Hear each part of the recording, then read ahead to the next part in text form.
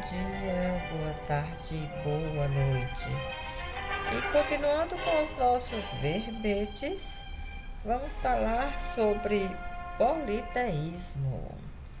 É isso mesmo. Vamos agora nos dedicarmos ao politeísmo no Israel antigo. Olha só, uma região que tem um espaço territorial que as religiões do livro se consolidam em diferentes épocas. Então, vamos pensar em judaísmo, cristianismo, islamismo, cuja estabilização inicia-se no Oriente Médio. Bem, agora nós sabemos que é no Israel antigo que está a terra prometida. Então, isso é algo relevante porque a terra prometida, Israel, é o nome que se dá em homenagem a Israel, cujos 12 filhos formaram as 12 tribos que ali habitaram. 10 conseguiram se materializar antes de serem transformadas em reino do norte e do sul. Então, politeísmo, a gente vai ver aí especificamente na questão do Israel antigo. É a área deserta, cercada por rios e o mar Mediterrâneo. Então, é importante que nós coloquemos Israel antigo, tá? Como essa, vamos dizer assim, descoberta e essa época prestigiada para que tudo acontecesse no sentido de fortalecimento do Israel antigo. Então, muitos autores, Harold Reimer, Ana Luísa Cordeiro Armstrong, Assman e Peters, contribuíram, para uma maior compreensão sobre o politeísmo e essa colocação, esse diálogo, esta forma de se olhar os deuses da região Israel em diálogo com as crenças monoteístas e suas influências, seus distanciamentos e suas aproximações, tá? Então, aqui a gente vai pensar nessa contextualização, tá? Primeiro, Harold Reimer, que afirmou: inefável e sem forma está o Israel antigo. De maneira simplista, o monoteísmo do Israel antigo é pensado como anterior ao politeísmo. Então, essa visão de Harold Reimer, ela está no método histórico crítico, na hermenêutica feminista e na hermenêutica da libertação. Para ele, é mais provável o politeísmo anteceder ao monoteísmo e traz à tona deuses presentes em perícopes, a perícopes bíblica, e como cada um deles foram sendo incorporados, combatidos pelo monoteísmo exclusivista. Então, em uma hermenêutica bíblica, pode-se observar personagens que não são centrais, a exemplo dos deuses e indiretamente como o povo hebreu no deserto desfazia e refazia alianças, né? Desfazia e refazia alianças, porque isso pode se colocar, certo, como algo que significa, conforme Armstrong, o que foi colocado na Bíblia. Os momentos críticos vivenciados pelos hebreus, o politeísmo que respondia a algumas necessidades, tá? Tudo isso é preciso que você veja nessa raiz do politeísmo. Então, resumindo, o politeísmo do Israel antigo, ele é uma menção a divindades masculinas, desde o contexto do El e Baal, e em seguida por personificações femininas, como a serpente Neustã, a consorte de Javé, Asherah. Então, no sentido de politeísmo, a gente vai ver aqui divindades, tá? Divindades bastante colocadas como muito importantes, principalmente quando a gente tem em mente o pensamento benjaminiano, que destaca El como Deus cananeu, que foi incorporado na crença já vista, tá?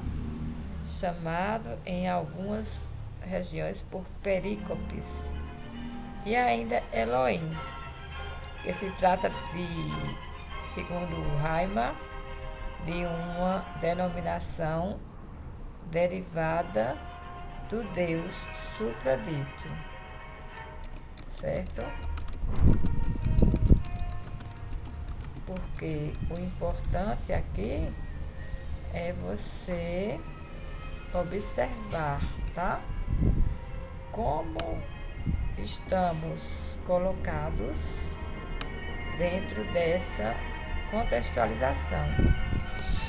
Uma outra autora bastante importante, Selma Calmon, ela escreveu no livro Invenção do Monoteísmo o seguinte, ela disse: El é considerado entre os cananeus como o criador dos demais deuses e de tudo o que existe. Então, há algo que você precisa ter ciência, e esse algo, ele está colocado nesses vários deuses. A expressão de Elohim quer dizer Deus menor. Javé, para este contexto, era uma criação de El, e depois se desdobrava em Elohim, Deus menor. Baal é observado como Deus guerreiro, alvo do culto dos rivais dos hebreus, e disputa com Javé, conhecida por ser um Deus ciumento, que não admitia o culto a outros deuses. A perspectiva de um Deus guerreiro, conforme o autor Peters, no volume 1 do livro Os Monoteístas, tá? Está diretamente associada e relacionada aí a um contexto bastante interessante, né? Sobre a expansão que alguns grupos precisavam para se ampliar. Como a Terra era cheia de conflitos, então esses grupos, eles recorriam ao Deus guerreiro Baal. Concomitantemente, Ashman vamos dizer assim, né? O autor Ashman escreveu O Preço do Monoteísmo, tá? E fala da ideia de deuses nacionais, né? Que era aceitável para grupos, mas incompatível com a fé monoteísta. Era esses deuses que o povo hebreu se apegava em momentos difíceis. Após o arrependimento, voltava a crer no Deus único. Então, o que você precisa perceber aqui, diante dessa conjuntura aqui, é que Israel tem essa origem de crenças, de religiões, tá? De tudo que a gente possa pensar. Então, isso demonstra como os deuses, com suas habilidades, davam esperança para as pessoas e foram paulatinamente incorporados pelo judaísmo e cristianismo, tá? Porque com o tempo você vai ver, né, que esses muitos deuses dão lugar a um único Deus. E isso faz com que Javé fosse um Deus guerreiro, um Deus da colheita e da cura. Armstrong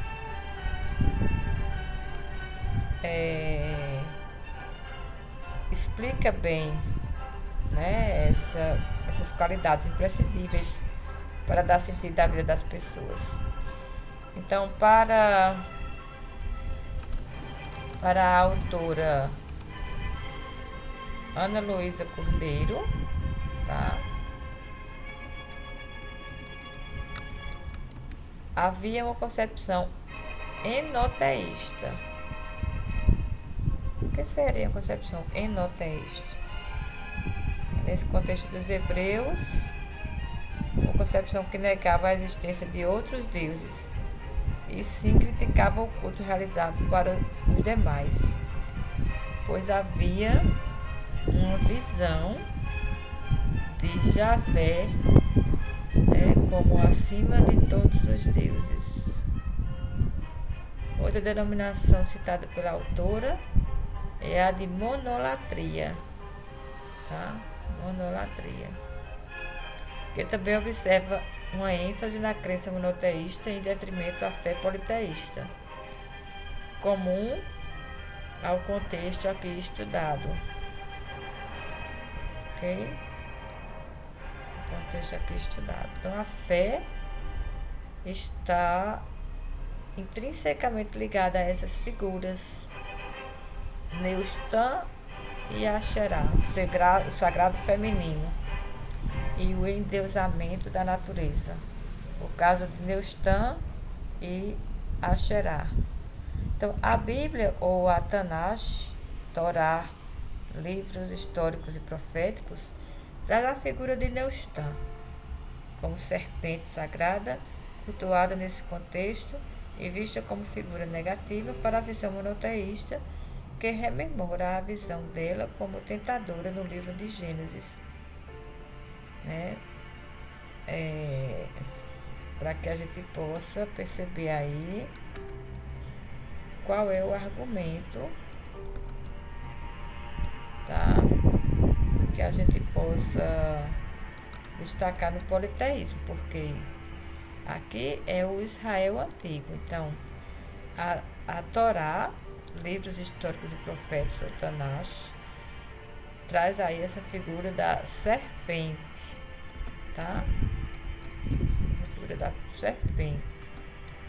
E isso também aparece na Gênesis, que é no cristianismo, tá? Então, o símbolo de transformação da serpente, assim como outros animais, é cultuado em diversas culturas, a exemplo da egíptica.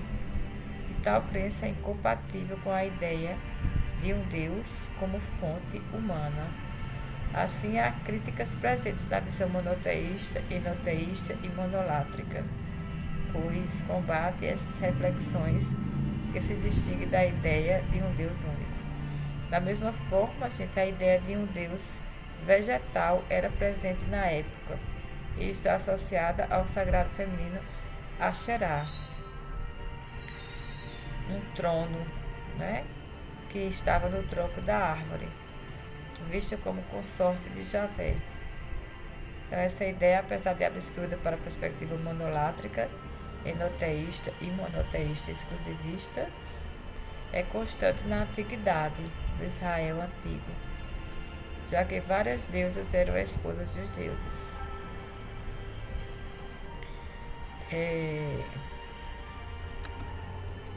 Cordeiro, por exemplo, né, que é uma figura que é bem usada no sagrado, né? Destaca a perseguição às deusas e sua exclusão. Ok?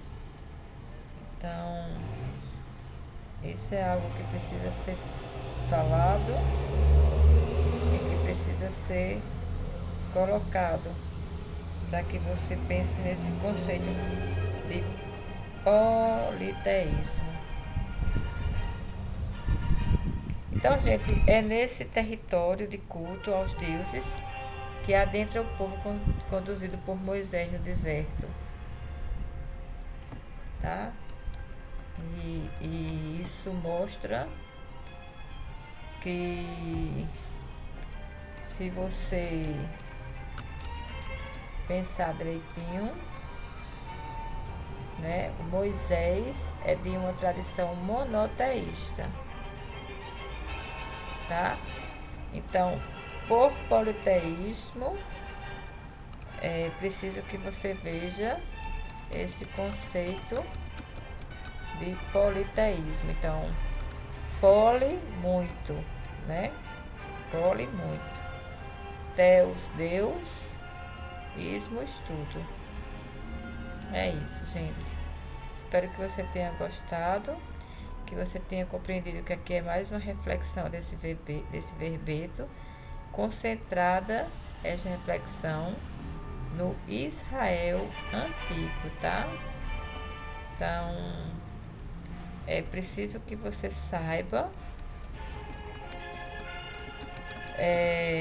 esse contexto do Israel antigo, onde havia muitos deuses e deusas e por aí vai. Então, muito obrigada por ter ficado até o final. Que você esteja gostando dos nossos verbetes. Manda uma mensagem dizendo que verbete você quer que a gente reflita aqui, pense sobre ele, porque aqui nós estamos fazendo estudos. E vamos lá!